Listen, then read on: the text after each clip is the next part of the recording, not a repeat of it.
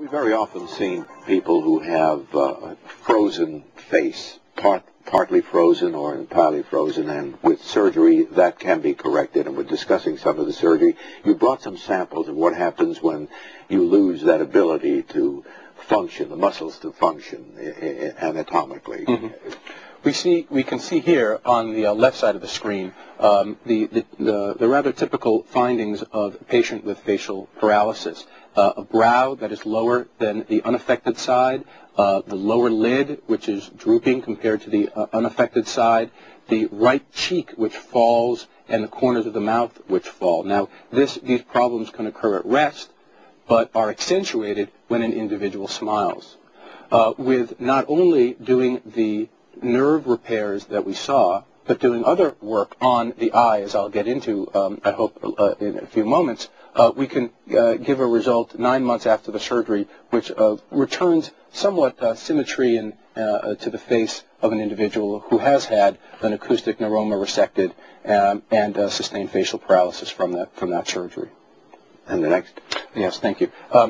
These are the findings that, again, you see after facial paralysis. The lower lid is pulled down, and the inability of the eye to close. Contrary to what we might think intuitively, the facial nerve, the nerve responsible for the animation of the face, closes the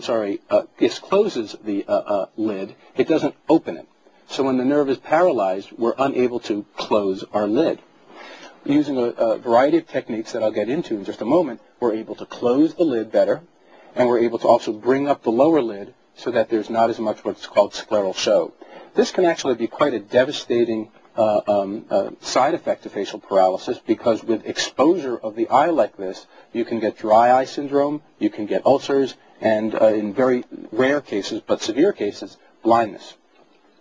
The way we treat the upper lid, this is a cross-section of the upper lid. Here's a little bit of the lower lid.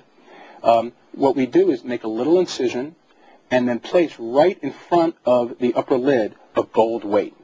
And what the gold weight does is actually weighs down the upper lid so that at rest the eye falls down, and when we try to open the eye, we are able to contract the muscle that still works and bring the lid up. And then when we relax the eye, it falls back down again. I have a gold weight here if you want to just take a look at it. That's a 1.2 gram gold weight. It really is gold. That isn't very heavy. It's extremely light. And that's enough to get the lid to actually pop right down? That's right. The weight comes from 0.8 grams all the way up to 1.8 grams, and we measure the weights on on individual's eye right before the surgery to determine which one we should use. So what you're doing is more than just neurological compensation. You're doing structural changes. We're doing structural changes. All right. Okay. We have photographs of the procedure itself. Again, these are somewhat graphic for the audience, so be mindful. An incision is made in the upper lid, and some tissue is removed.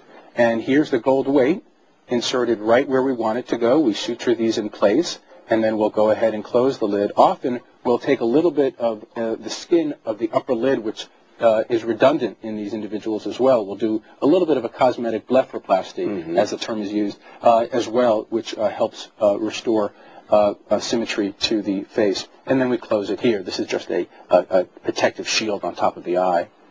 The other maneuver that we use to repair the lower lid, which has become lax because there's no structural integrity from the muscle tone loss, is to find the supporting structure called the tarsus, which runs across the lower lid, and we take that and pull it up in order to tighten the lower lid. That's called a tarsal strip or a tarsal canthoplasty. And again, here is the before and here are the afters, so we can see that we've tightened the lower lid using that tarsal strip procedure, and by placing a gold weight and doing a very modified blepharoplasty technique, we can actually allow the lids to close. Now, is the repair, the nerve repair that you showed us before, that main nerve, are there other nerves that may be involved in your surgery too when you're doing this? We typically go after those two nerves, the facial nerve, which obviously is the nerve that is injured, and the hypoglossal nerve, the nerve to the tongue, because it provides such good bulk. We, or others in the country, are investigating other nerves such as a branch of the trigeminal nerve, another nerve that runs in the face, to use that as the conduit or the route for getting electricity from the brain into the facial nerve. So other nerves are being explored. Most people, when they think of plastic surgery, think of, as I mentioned in our introduction, beautifying one, changing the structure of the nose, the cheeks, adding material to bring out a chin, and so on and so forth. Yours is reparation, repairing structural defects and repairing nerve defects. Are there major problems with rhinoplasties, nose jobs, as they call it, because this has become a great institution in our nation? Right. Well, I think you bring out quite clearly that form and function are closely related. And while we can repair the function, we have to keep in mind the cosmetic or the aesthetic ramifications. And likewise, when we perform aesthetic procedures, we can't forget that we're interacting in some respects on the functional aspects. So what could go wrong? I mean, if I come in and I get a brand new nose and I'm younger by 10 years or so, what can go wrong? Unfortunately,